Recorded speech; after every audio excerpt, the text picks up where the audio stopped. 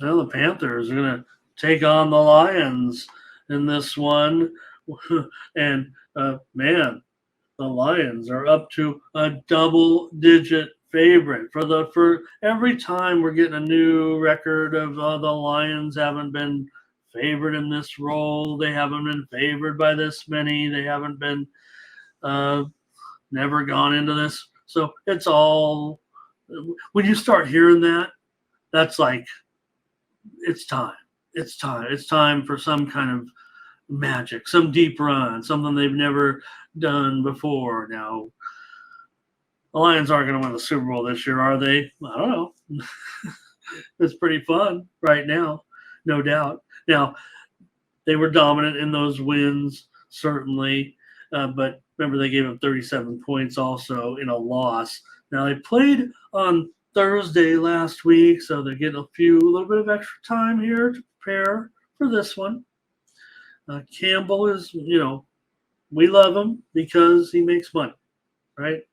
I don't know how you evaluate your head coaches. Spread record is like the number one criteria for me, and no doubt. I mean, it's been part of the building process. That's why you cover spreads. You were terrible, and now you're decent. But Campbell's a man that has been responsible for it. Under Campbell, the Lions are 9-3 against the spread, coming off of a win.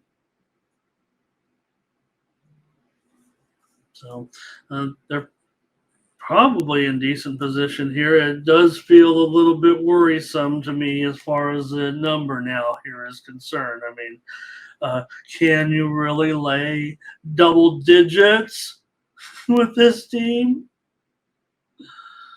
Oh, that feels a little bit uncomfortable. For the Panthers, of course, they've 0-4. I mean, that's why this spread is what it is. That's why it is a runaway spread, I would think. The look-ahead line was Lions -5. That almost seems like it was too high to a certain extent, considering it was you know a look-ahead line, basically a couple of weeks before uh, what we see now.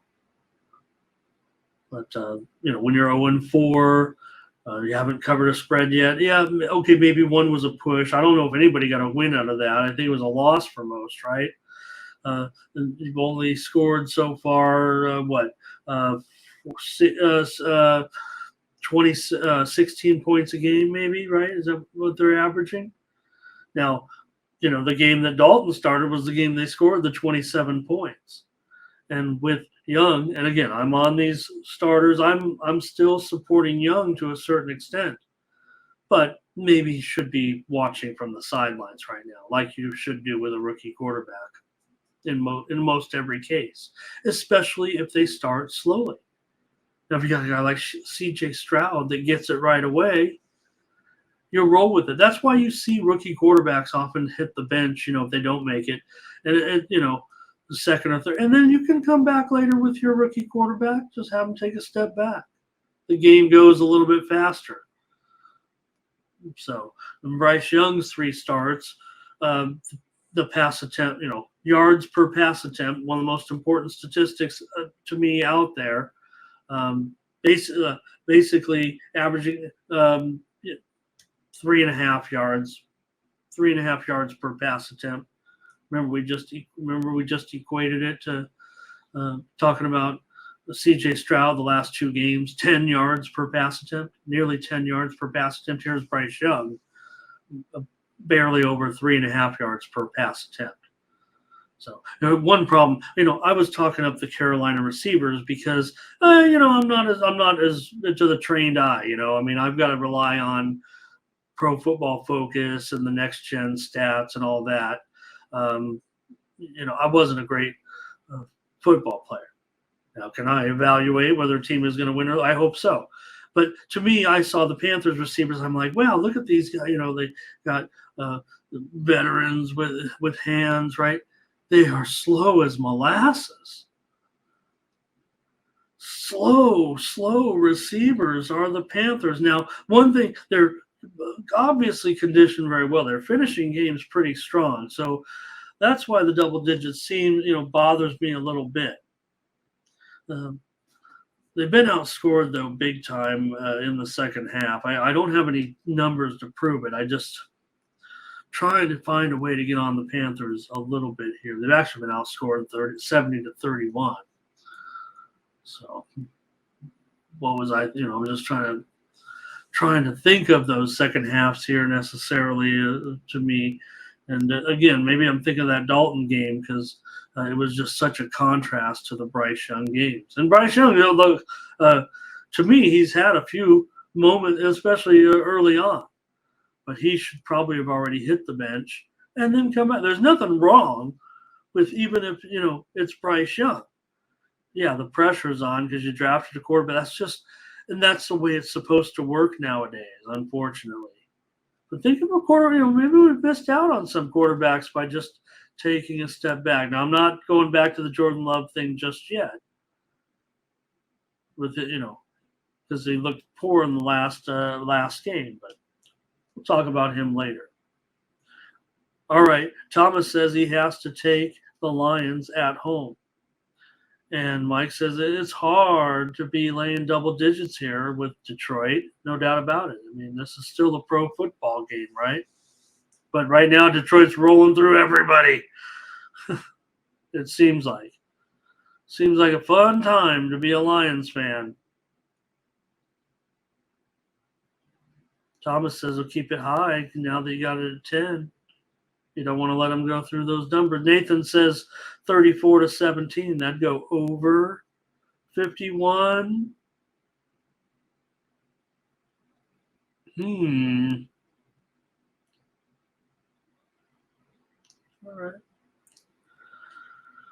All right. Well, I guess I'm going to have to make the call. Hey, Detroit, they've scored 10 touchdowns on 33 drives this season. And, Goff looks like what does he look like? The old Goff? Is he a new Goff? Is he good Goff one week and bad Goff the next? So there's a difference here certainly right now between these two teams. Now they do have a little bit of a series history in the conference a little bit. Carolina's done pretty well, winning 8 of the last 10 meetings between the two. In the conference, they faced each other a little bit more than a regular inter-conference matchup. If I said that right, intra, you know what I mean, NFC versus NFC. You guys, you know what I mean. Carolina 17-25-2 against the spread, coming off of a loss. They're also 6-10 against the number last 16 as a road dog, and they're just not as in sync, right now with Bryce Young in there as opposed to when Andy Dalton's in there. That's just the way it is, and there's no problem, to have Andy Dalton on the bench. Thank you, Nathan. Here comes his teaser. Let's take a look. Detroit minus 5.5 and over 45.5 on what is that, a 4.5 point teaser? What is this, a basketball game or something? Probably a good payout, right? I mean, that's got to be a little bit better than a teaser, and that's what you need nowadays, right? The way they charge them, I mean, the way they charge you on these teasers, and believe me, I've got. By the time Sunday rolls around, I mean, teaser is my favorite bet. Maybe I'm a degenerate. I mean, I don't sell any teasers on the site. We give out picks. But I've got, every conceivable combination of the sides and totals that I like. And then one thing it does do, and here's why I like to say that I'm a professional. I mean, I can't sit here all day and we'll get an exact play, but I mean, once you get a few teasers rolling, it does open up the windows, especially for those late NFL. We talk about how NFL, okay, yes, so I'm hitting 70% so far on the site in NFL. I say it is the easiest to handicap, but the toughest to beat, right? Because the game always ends up, I'll say always, I'm making a generalization, but more likely than not with NFL that the game is like ending right where the total, like right where it's supposed to be, side and total, right? It's just you need to be on the right side of those. But when you've already opened up several teasers and the game's coming down where you want to earn, and you don't know, a lot of times, yeah, we're trying to hope to be on the right side as gamblers, as sports bettors. But when you have something coming down to the wire and you know it's going to be coming down the last two possessions, and you already have booked a win that you know is coming because this game is not going to end up on two scores, well, then all of a sudden you can lock in your profit and just get out of the bet. Not counting that as, talking about just straight betting, premium picks, and all that. All right, enough hemming and hawing here in this one with the Panthers and the Lions, and just unsure right now myself as far as the side is concerned, because the total is just the side has ended up going just a little bit too high here for me, is what it feels like at 10 points. I kind of agree with you guys talking about don't necessarily want to lay double digits here right now in this one. So I'll end up on the total here, and at 45, I could only go under here as my pick on the show. Yeah, Carolina team that right now with Bryce Young is going to be